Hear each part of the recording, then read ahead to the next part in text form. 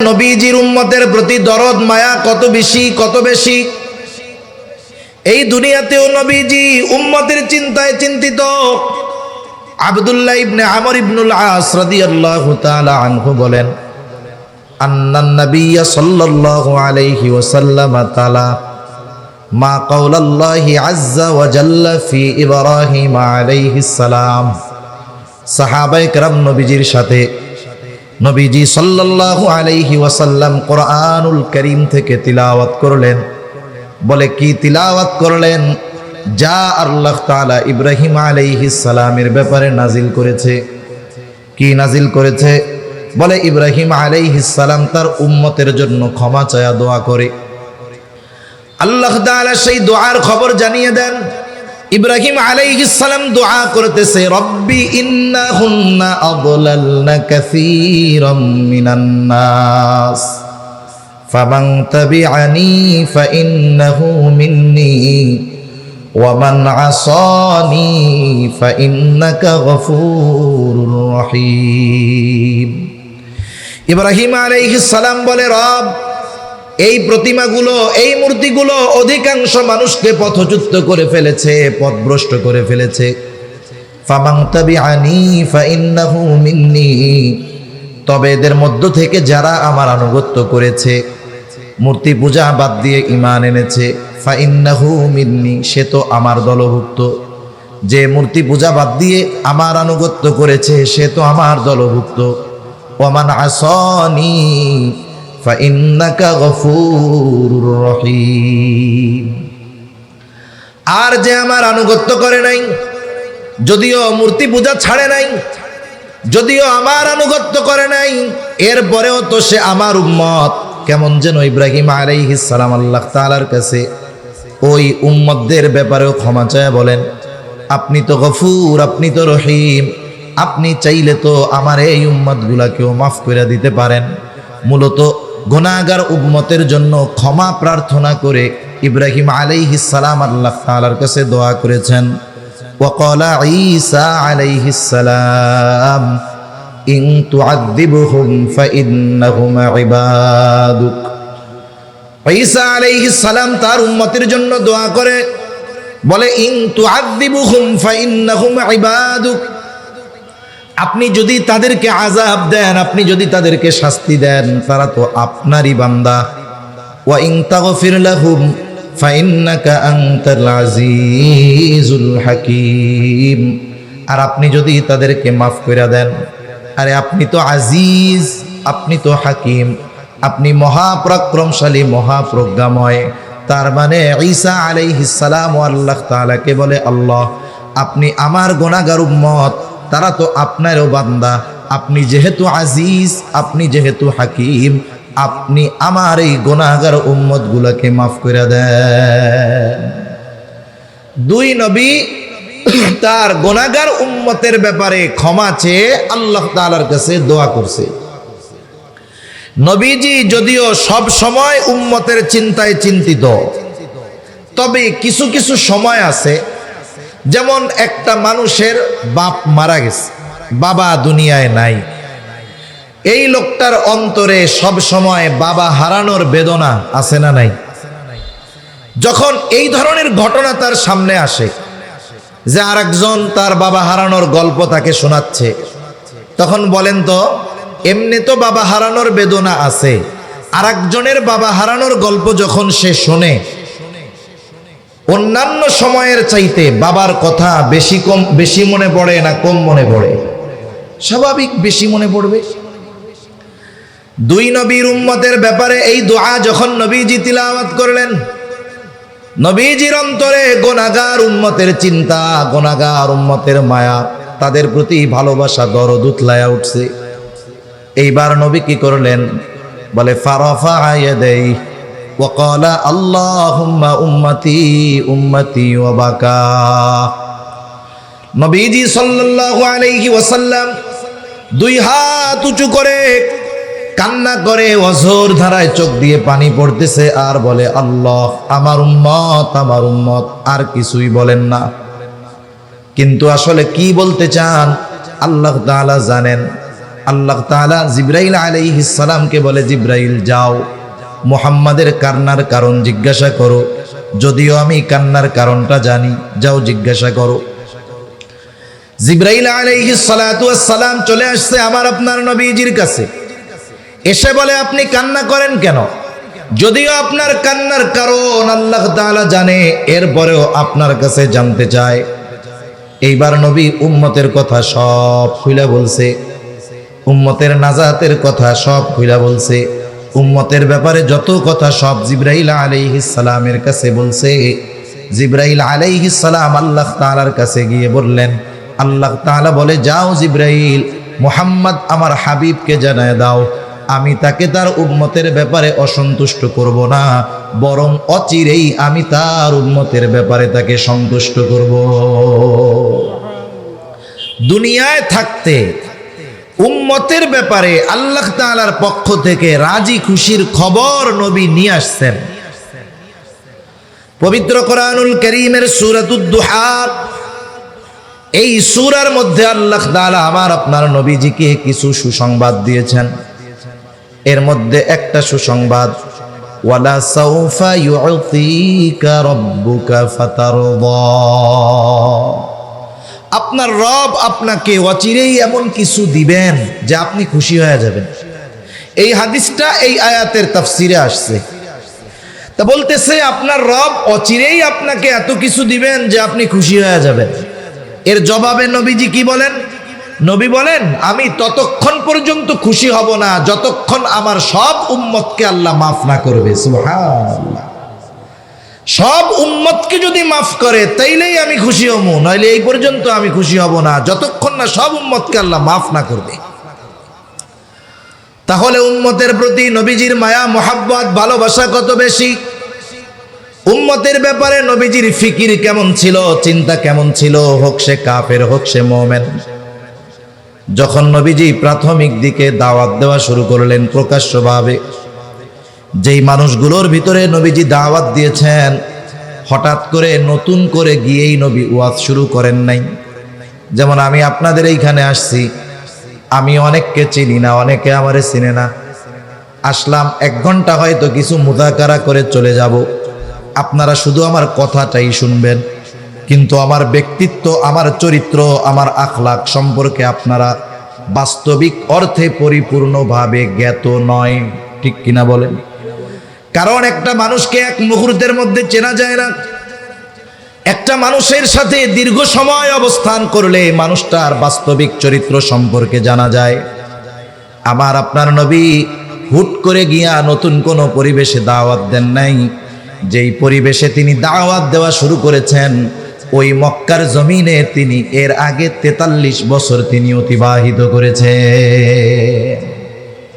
43 বছর, নবুয়তির 3 বছর পরে প্রকাশ্যে দাওয়াতের নির্দেশ এসেছে। এর মধ্যে শৈশবের কয়েক বছর বাদ দেন, 40 বছর তো তিনি মক্কাবাসীর মধ্যে ছিলেন। মক্কাবাসী তো নবীজিকে ভালো মতো চিনে, নবীজিও মক্কার প্রত্যেকটা মানুষকে ভালো মতো চিনতেন।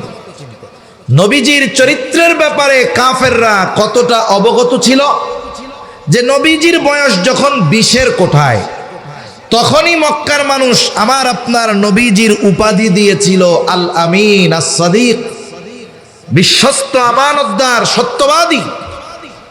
এই মানুষটা গোটা হায়াতে একটা মিথ্যে কথা বলে নাই। কেমন ছিল তিনি? আল্লাহ তাআলা তো আমার আপনার নবীজির সত্যবাদিতার সত্যায়ন করেছেন, সাক্ষ্য দিয়েছেন। কিন্তু এর আগেই কাফেররা আমার আপনার নবীজির সত্যবাদিতায় মুগ্ধ হয়ে গেছে। যখন প্রকাশ্যে দাওয়াত দেওয়ার নির্দেশ আল্লাহ তাআলার পক্ষ থেকে আসলো, ওয়া আনদির আশীরাতাকাল আকরাবিন, এখন আর গোপনে দাওয়াত নয়, দাওয়াত দিতে হবে প্রকাশ্যে। আত্মীয় স্বজন, পাড়া প্রতিবেশী সবার কাছেই দাওয়াত পৌঁছায়া দিতে হবে। নবীজি দাঁড়ায় গেছেন সাফা পাহাড়ের উপর, মক্কাবাসীকে ডাক দিয়েছেন। এমনি কেউ যদি ওই পাহাড়ের উপরে উঠে মক্কার মানুষের কাছে সাহায্য চাইতো, ছুটে আসতো। আজকে ডাক দিচ্ছে আল আমিন, দলে দলে সকলে চলে আসছে। মুহাম্মদ, আমাদেরকে কেন একত্রিত করছো? নবীজি এইবার তাদেরকে প্রশ্ন করলেন, আমি যদি তোমাদেরকে এই সংবাদ দেই এই পাহাড়ের পেছন দিকে পাদদেশে একদল অশ্বারোহী সৈন্য তোমাদের উপরে আক্রমণ করার জন্য প্রস্তুতি গ্রহণ করতেছে। আকুনতুম মুসাদ্দিকিয়া, তোমরা কি আমার এই কথা বিশ্বাস করবা নাকি? নবীজি জিজ্ঞাসা করার সাথে সাথে উপস্থিত সকলে সমস্বরে জবাব দিয়ে বলে, কেন নয়, অবশ্যই বিশ্বাস করব, কারণ ইতিপূর্বে আমরা তোমাকে সব সময় সত্যবাদী পেয়েছি। ইতিপূর্বে তুমি আমাদের সাথে গোটা হায়াতে মিথ্যা কথা বলো নাই, আর আজকে মিথ্যা কথা বলবা? এইরকম একজন সত্যবাদী, যার চরিত্রের ব্যাপারে কাফেররা সম্পূর্ণভাবে অবগত, এইরকম একজন মহামানব তাদেরকে দাওয়াত দিতে গেছে। কি করছে? এই দাওয়াত তারা গ্রহণ করে না, যার ব্যাপারে তারা সব কথা বিশ্বাস করে। কিন্তু যখন নবী বললেন, আমি তোমাদের কাছে আল্লাহর পক্ষ থেকে প্রেরিত রাসূল, আল্লাহ তাআলা আমাকে নবী বানিয়ে পাঠিয়েছেন, আল্লাহ এক, তার সাথে শিরিক কইরো না, তারই ইবাদত করো, তাহলে কি হবে? বলে আখিরাতে নাজাত পাবা, জান্নাতে চলে যাবা, জীবনটা সফল হয়ে যাবে। এই যে তাদের কল্যাণের কথা যখন নবীজি বললেন, এইবার ওই মানুষগুলো তার দুশ্মন হয়ে গেল। যেই মানুষগুলো বলেছিল তুমি as-সাদিক, তুমি আল আমিন, সেই মানুষগুলোই তার বিরুদ্ধাচরণ শুরু করে দিল। একটা বিষয় হলো, আমি আপনি যদি অপরিচিত কোনো মানুষের কাছ থেকে কোনো খারাপ ব্যবহার পাই, মনে করেন এক জায়গায় গেছি, মানুষ সেও আমাকে চিনে না, আমিও তাকে চিনি না, অথবা আপনিও তাকে চিনেন না, সেও আপনাকে চিনে না, অপরিচিত, হঠাৎ দেখা হয়েছে। এই সময় ওই ব্যক্তি যদি আমার বা আপনার সাথে, অপরিচিত ওই ব্যক্তি খারাপ আচরণ করে, এই কষ্টটা হবে সাময়িক, একটু পরেই দেখবেন ওর খারাপ আচরণের কারণে মনে আর কষ্ট থাকবে না। কিন্তু ওই ব্যক্তির খারাপ আচরণটা যদি আপনার আমার কোনো বন্ধু করে, বলেন তো কষ্ট বেশি লাগবে কি লাগবে না? ওই খারাপ আচরণটা যদি কোনো সন্তান তার বাবার সাথে করে, তাইলে কষ্ট আরো বেশি লাগবে কি লাগবে না? তার মানে যারা পরিচিত আত্মীয় স্বজন, এদের দ্বারা যদি কোনো আঘাত আসে, এরা যদি আমাকে আপনাকে বাস্তবিক কথাগুলো অবিশ্বাস করে, তাহলে আমার আপনার কষ্ট বেশি লাগবে, এটা স্বাভাবিক ব্যাপার। তখন কি হবে?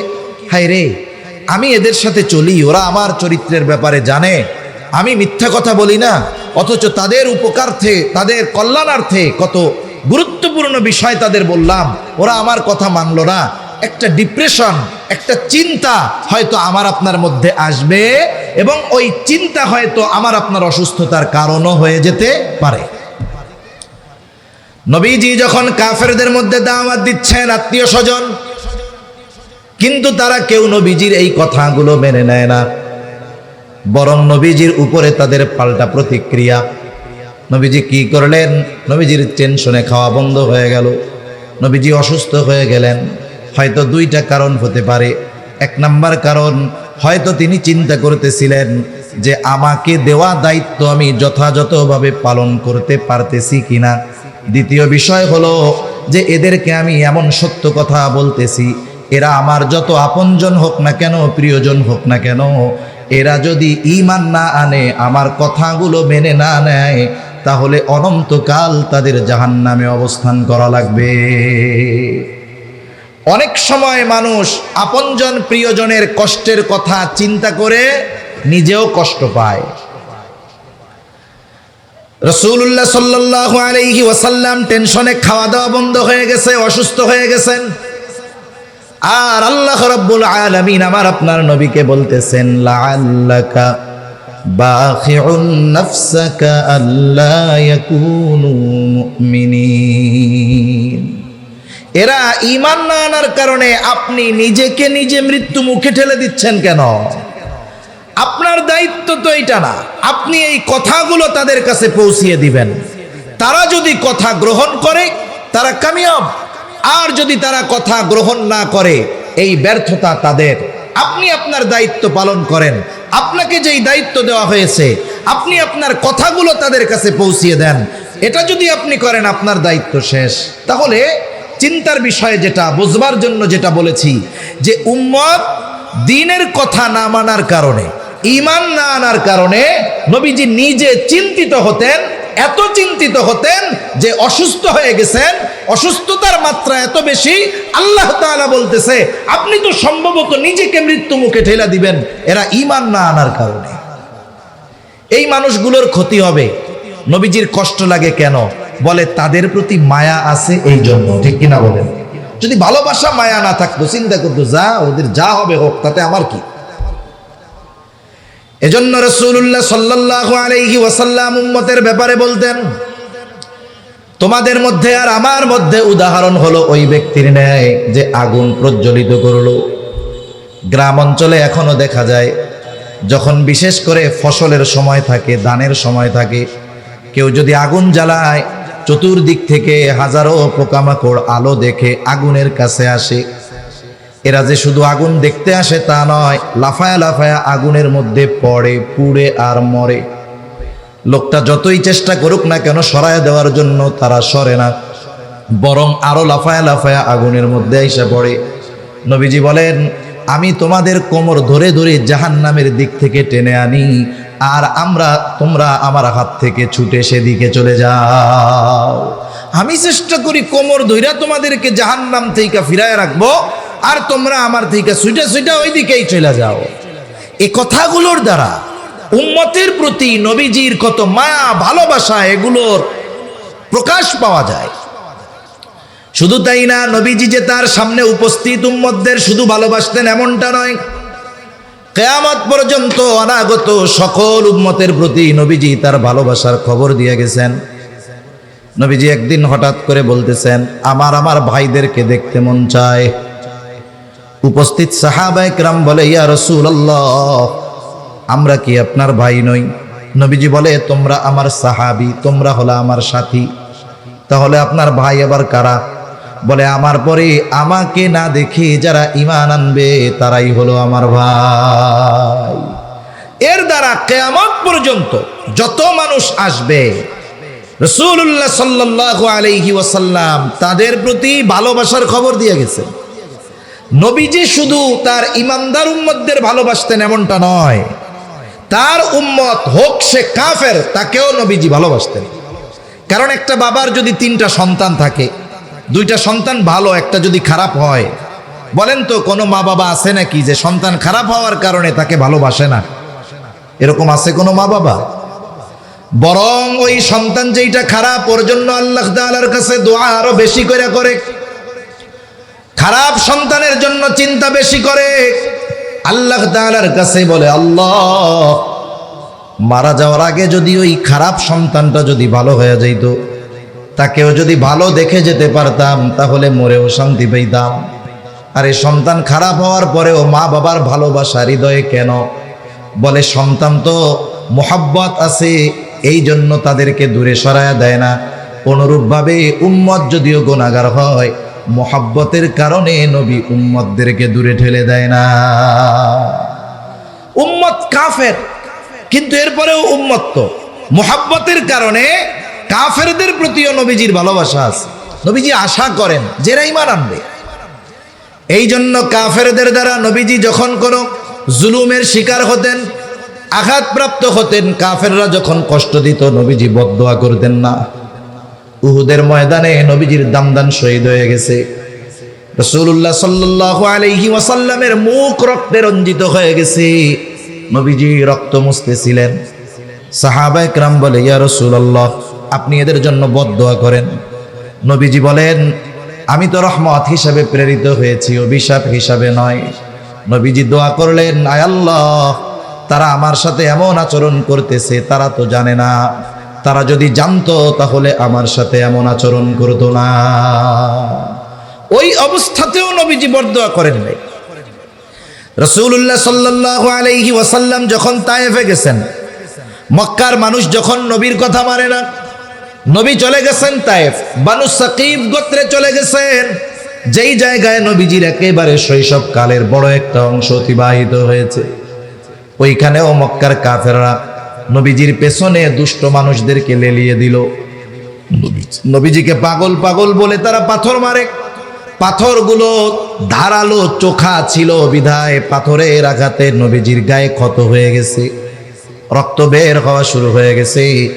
রক্তে রঞ্জিত আমার আপনার নবী বারবার পড়ে যাইতেন, আবার উঠতেন। হযরত যায়েদ রাদিয়াল্লাহু তাআলা আনহু নবীজির সাথে একা ঠেকায় পারেন না, সারাদিন নবীজি দাওয়াত দিয়েছেন। রক্ত এত পরিমাণ বের হয়েছে যে গায়ের গোটা পোশাক ভিজে গেছে, পোশাক ভিজে, গা বেবে, পা বেবে, রক্ত পড়ে, জুতার মধ্যে রক্ত ঢুকছে, ওই রক্ত শুকায় গেছে, শুকায়া জুতা পায়ের সাথে আটকে গিয়েছে। অনেক সময় আমরা ব্লাড ডোনেট করি, অনেক সময় রক্ত দান করি মানুষকে, এরকমও দেখছি 100 গ্রাম 150 গ্রাম রক্ত দেহ থেকে নেওয়া হয়। অনেক মানুষ আধা ঘন্টা উঠতে পারে না, অনেকে দাঁড়িয়েছে আবার মাথা চক্কর দিয়ে পড়ে গেছে রক্ত শূন্যতায়। অথচ কত জুলুম, কত অত্যাচার, যে গোটা দেহের পোশাক ভিজে গেছে, এরপরে রক্ত বেয়ে বেয়ে পড়ে জুতার মধ্যে ঢুকছে, ওই রক্ত শুকিয়ে জুতা পায়ের সাথে আটকে গিয়েছে। নবীজি সাল্লাল্লাহু আলাইহি ওয়াসাল্লাম সারাদিন দাওয়াতি কাজ করবার পর পড়ন্ত বিকালে এক আঙ্গুর বাগানের পাশে একটু নবীজি বিশ্রাম নিচ্ছেন। জিবরাইল আলাইহিস সালাম চলে আসছে, এসে বলে, ইয়া রাসূলুল্লাহ, এই কওম আপনার সাথে কেমন আচরণ করেছে আপনার মালিক সব দেখছে। আজকে আমার সাথে নতুন একজন ফেরেশতাকে আল্লাহ তাআলা পাঠিয়েছেন। নবীজি বলেন, এইবার ওই ফেরেশতা আমার সামনে আসলো, সালাম দিল, সালাম দিয়া বলে, ইয়া রাসূলুল্লাহ, এই কওম আপনার সাথে কেমন আচরণ করেছে আপনার মালিক সব জানে।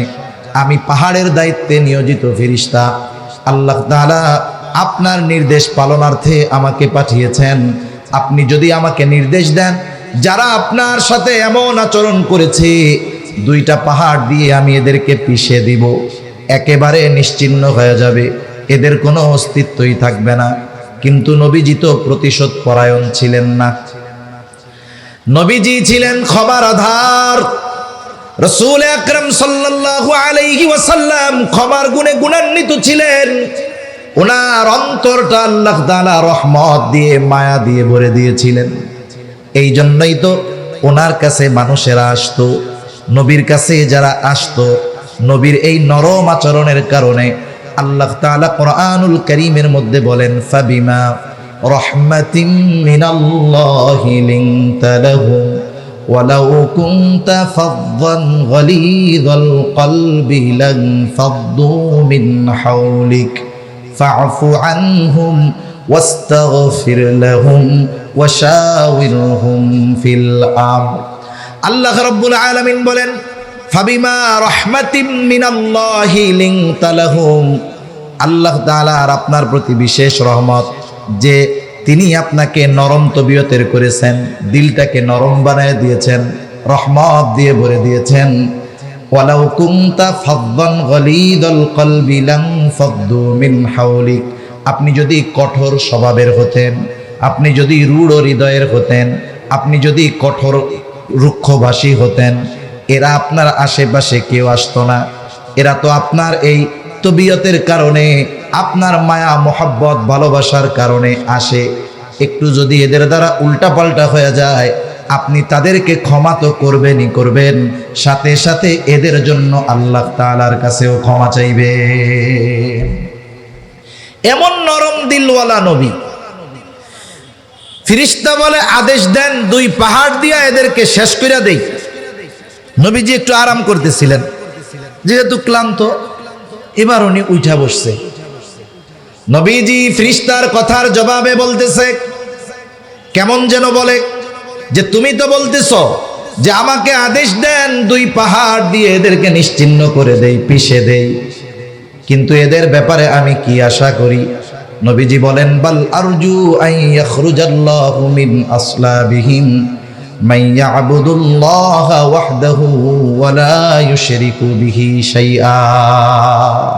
তুমি তো বলতেছো আদেশ দেন 2 পাহাড় দিয়া পিষা শেষ করে দেই, আর আমি তো এই লোকগুলার ব্যাপারে আল্লাহ তাআলার কাছে আশা করতেছি যে আল্লাহ তাআলা হয়তোবা এদের মধ্য থেকে এমন এক কওম বের করবে, এমন এক প্রজন্ম বের করবে, এমন এক জেনারেশন বের করবে যারা এক আল্লাহর ইবাদত করবে, তার সাথে কারো শরীক করবে না। সুবহানাল্লাহ। গায়ের রক্ত শুকায় নাই, যাদের দ্বারা আঘাতপ্রাপ্ত হয়েছে তাদের ব্যাপারে সামান্য শাস্তির কথাও নবীজি বলেন নাই। এর দ্বারা বোঝা যায় তার উম্মত হোক সে কাফের হোক সে মুমিন, প্রত্যেক উম্মতের প্রতি নবীজির কত মায়া, কত মহব্বত, কত ভালোবাসা।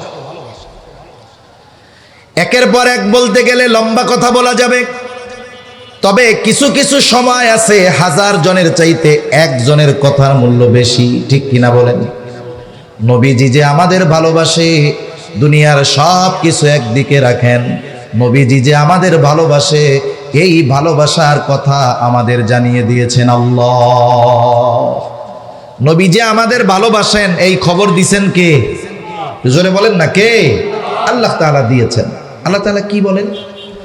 আল্লাহ রাব্বুল আলামিন বলেন, লাকাদ জাআকুম রাসূলুম মিন আনফুসিকুম আজিজুন আলাইহি মা আনিতুম হারিসুন আলাইকুম বিল মুমিনিনা রাউফুর রহিম।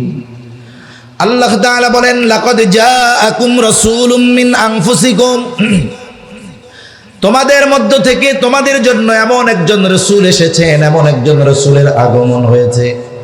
কেমন সেই রাসূল?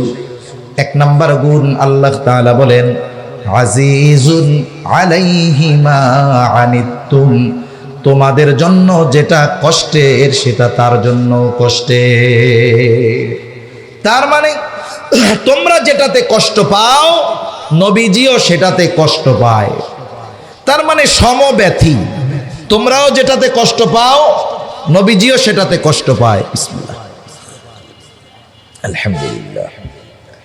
এখন কথা হলো, একজনের কষ্টে আর একজন কষ্ট পায় কেন?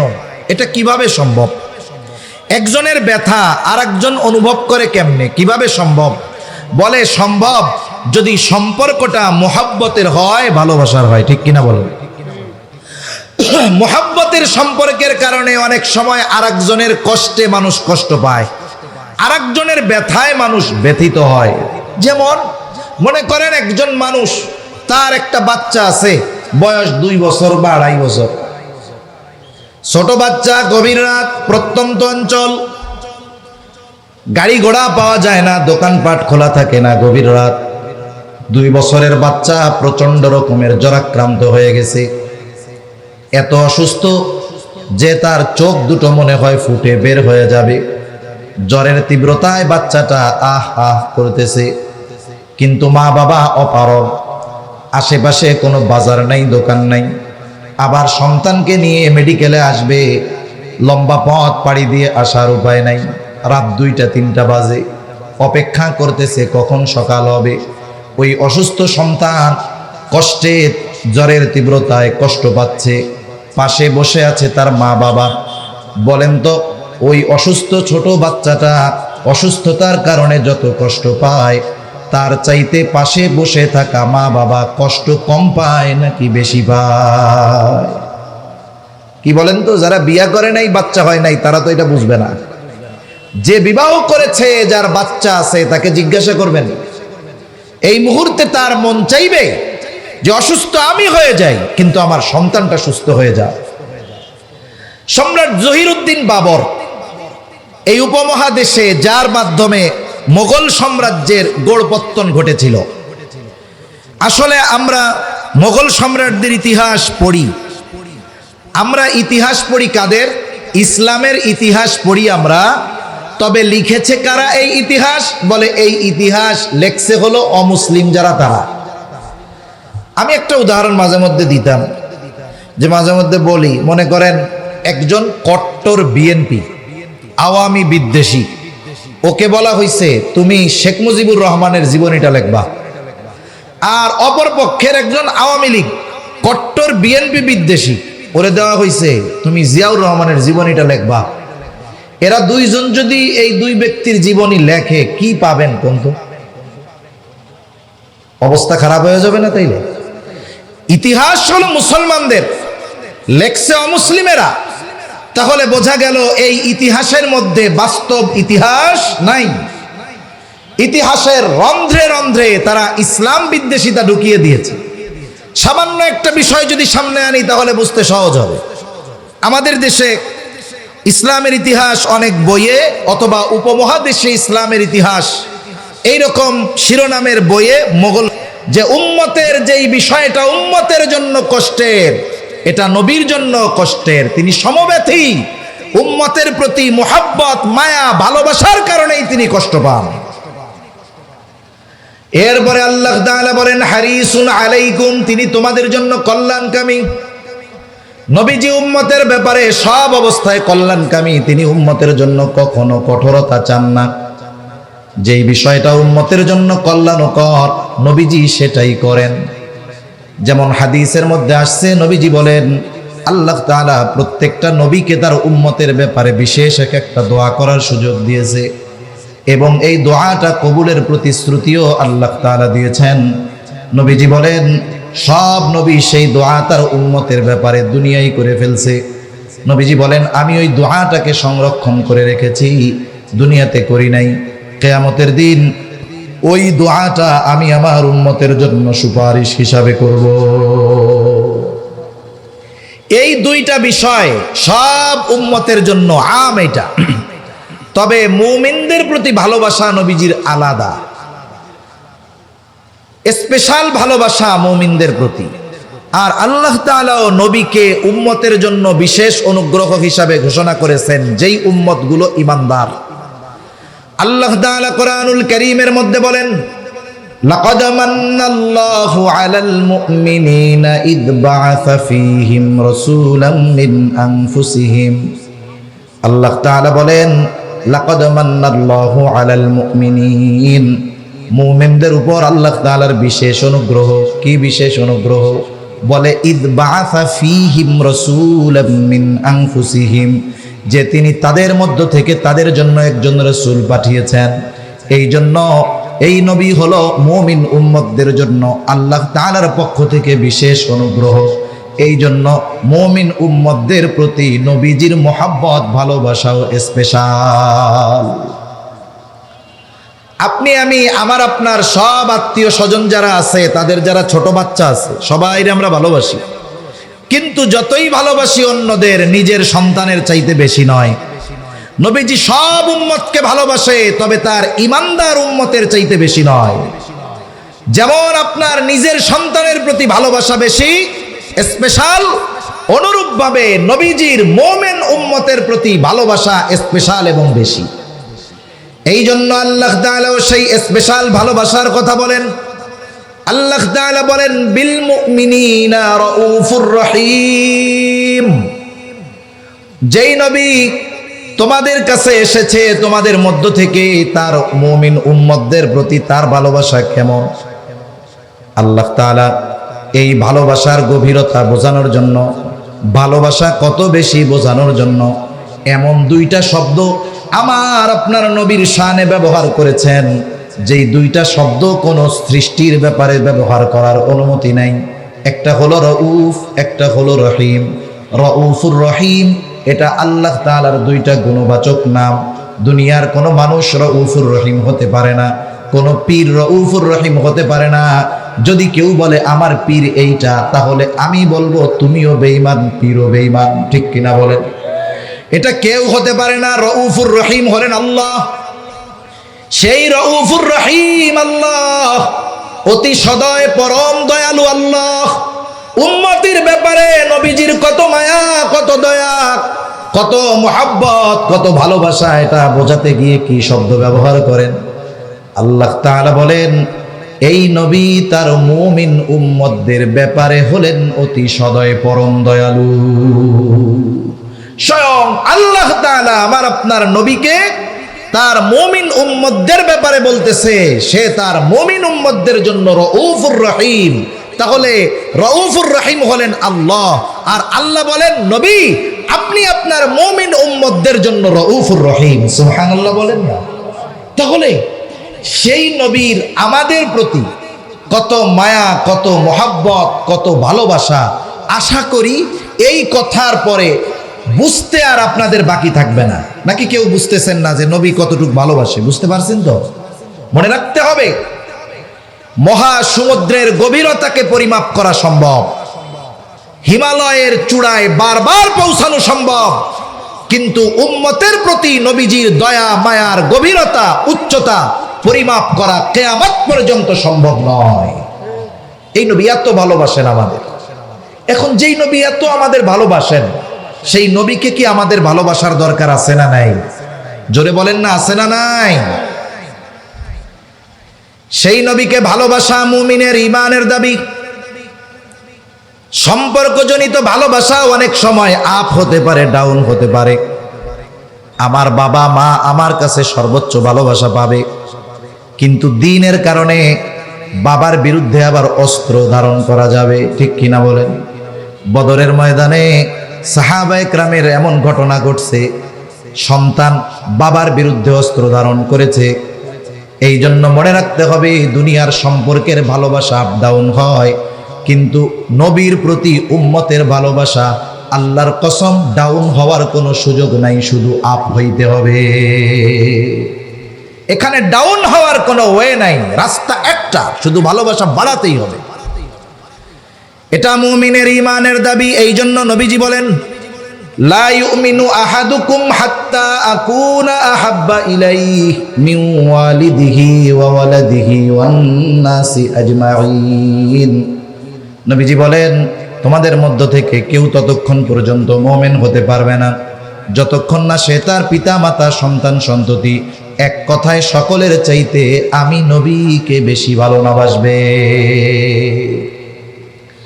আমরা সবাই নবীকে ভালোবাসতে চাই, আমরা চাই তো নবীকে ভালোবাসতে চাই। এখন নবীকে ভালোবাসবো কেমনে? নিজ পদ্ধতিতে নাকি নবী যে পদ্ধতি বলে দিয়েছেন সেই পদ্ধতিতে? অবশ্যই নবীর বাতিয়ে দেওয়া পদ্ধতিতে যদি আমরা নবীকে ভালোবাসি, ওই ভালোবাসা নবীজি পর্যন্ত পৌঁছাবে। আর যদি নিজস্ব মন গড়া পদ্ধতিতে নবীকে ভালোবাসতে যাই, তাহলে অনেক সময় নিজের অজান্তে ভালোবাসার নামে বেয়াদবি হয়ে যাবে। এজন্য সুস্পষ্ট রীতিনীতি যেখানে আছে, সেখানে নিজস্ব মন গড়া পদ্ধতিতে নবীকে ভালোবাসা লাগবে না। এখন আমরা তো নবীকে সামনে পাই নাই। আবু বকর নবীকে সামনে পেয়েছে, এই জন্য সব সম্পদ আইনা নবীর কাছে হাজির করছে। হযরতে তালহা নবীজিকে সামনে পেয়েছে, সেই জন্য উহুদের ময়দানে নিজের বুকটাকে, পিঠটাকে নবীর জন্য ঢাল বানায় দিছে। আমাদেরও নবীকে ভালোবাসতে মন চায়। কেমনে ভালোবাসবো, কি করলে ভালোবাসা হবে, নবী জানায় দেন। নবীজি বলেন, মান আহাব্বা সুন্নতি ফাকাদ আহাব্বানি ওয়া মান আহাব্বানি কানা মাই ফিল জান্নাহ। নবীজির সুসংবাদ হইল, নবীর সুন্নাতকে ভালোবাসতে হবে। নবীর সুন্নাতকে ভালোবাসলে নবীকে ভালোবাসা হবে। নবীকে যদি ভালোবাসতে পারি, নবীজি বলেন ওই ব্যক্তি আমার সাথে জান্নাতে অবস্থান করবে। নবীর সাথে জান্নাতে থাকতে চাই কারা? একটু আতজা করি তো। নারায়ে তাকবীর। এই আওয়াজ তো এলো না। নারায়ে তাকবীর। সারা বাংলাদেশে কিছু হইলে আমরা হাটহাজারের দিকে তাকায়া থাকি যে আওয়াজ এইখান থেকে আগে উঠতে হবে। এজন্য এই জায়গার আওয়াজটাও একটু জোরে হওয়ার দরকার, ঠিক কিনা বলেন? নবীর সাথে জান্নাতে থাকতে পারবে, এর চাইতে বড় সুসংবাদ সাহাবায়ে কেরামের কাছে আর কিছুই ছিল না। রাসূলুল্লাহ সাল্লাল্লাহু আলাইহি ওয়াসাল্লামের কাছে একজন গ্রাম্য সাহাবী আসছে, গ্রামের সহজ সরল মানুষ। নবীজি আর একজনের সাথে কথা বলতেছেন। আদব হলো, কেউ যদি কারো সাথে কথা বলে, কথার মধ্যে ব্যাঘাত সৃষ্টি না করা, কথা শেষ হবে এরপরে কথা জিজ্ঞাসা করা। কিন্তু গ্রামের মানুষ, সরল মানুষ, বোঝে না। নবীজি আর একজনের সাথে কথা বলতেছে, ওই লোকটা গিয়া নবীজিরে জিজ্ঞাসা করে, ইয়া রাসূলুল্লাহি মাতাস সাআহ, হে আল্লাহর রাসূল কিয়ামত কখন হবে? তার খুব তাড়াহুড়ো, তার খুব ব্যস্ততা, কেমন যেন সে কিয়ামতের জন্য গাট্টি গুট্টি নিয়ে রেডি, কিন্তু কিয়ামত আসতেছে না। নবীজি ওই ব্যক্তির সাথে কথা শেষ করে জিজ্ঞাসা করলেন, কোথায় ওই ব্যক্তি যে এই কথা কইছে যে কিয়ামত কখন হবে? বলে, ইয়া রাসূলুল্লাহ আমি কইছি। নবীজি তাকে পাল্টা প্রশ্ন করলেন, মা আদাত্তা লাহা, কিয়ামতের জন্য তুমি কি পাথেয় সংগ্রহ করছো? এইবার লোকটা বলে, আমি আল্লাহ এবং তার রাসূলকে ভালোবাসি। কারণ প্রশ্নের দ্বারা বোঝা যাচ্ছিল সে কিয়ামতের ব্যাপারে সংবাদ জানতে চাচ্ছে এমনটা নয়, বরং তার ভিন্ন কিছু জানা উদ্দেশ্য। নবীজি তো উম্মতের রুহানি ডাক্তার ছিলেন, এই জন্য প্রশ্ন করার পরে মূল উদ্দেশ্যটা বুঝতে পারছে।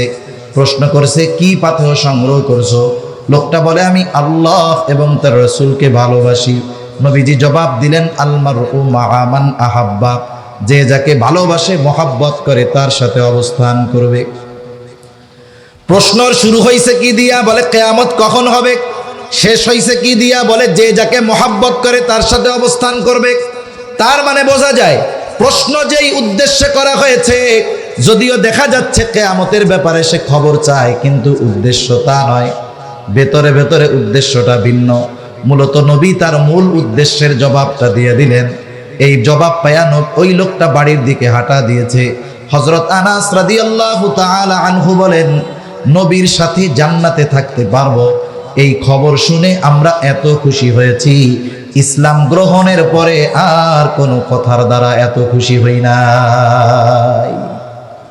তাহলে নবীর সাথে জান্নাতে থাকার সুসংবাদ সাহাবায়ে কিরামের কাছে ইসলাম গ্রহণের পরে সবচাইতে আনন্দের খবর ছিল।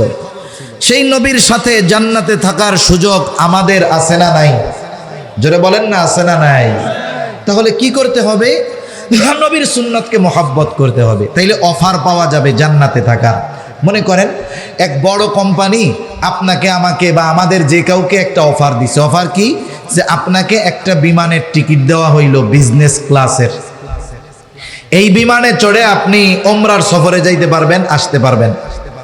আবার একবারে ক্লক টাওয়ারের একেবারে উপরের দিকে, যেখান থেকে বাইতুল্লাহর ভিউ পরিপূর্ণ দেখা যায়। প্রতি রাত্রে একদিন 24 ঘন্টায় বাংলাদেশি টাকায় 30-40 হাজার টাকা এমনি সময় লাগে। এই হোটেলে 5 দিন থাকার সুযোগ আর বিজনেস ক্লাস বিমানে যাওয়া আসার সুযোগ। বড় অফার না? অফার তো পাইছেন। এখন আপনার আমার কাছে পাসপোর্টও নাই, ভিসাও নাই। এখন বলেন তো, পাসপোর্ট ভিসা যদি না থাকে অফার গ্রহণ করার সুযোগ আর আছে? সুযোগ আর নাই। আলহামদুলিল্লাহ, আমাদের আজকের মাহফিলের অন্যতম আকর্ষণ আমার এলাকার জামাই আর কি, সেই হিসাবে দুলাভাই কই, আল্লামা হাবিবুল্লাহ মাহমুদ কাসেমি হাফিজাহুল্লাহ হযরত চলে আসছেন। আমরা একটা তাকবীর দেই, নারায়ে তাকবীর, নারায়ে তাকবীর। মাশাআল্লাহ, একটু জমে জমে বৈশা যান, আমি 2-3 মিনিটের মধ্যে শেষ করে দেই।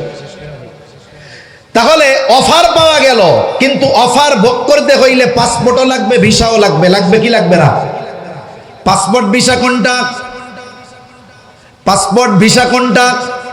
নবীজি বলেন, কুল্লু উম্মতি ইয়াদখুলুনাল জান্নাতা ইল্লা মান আবা।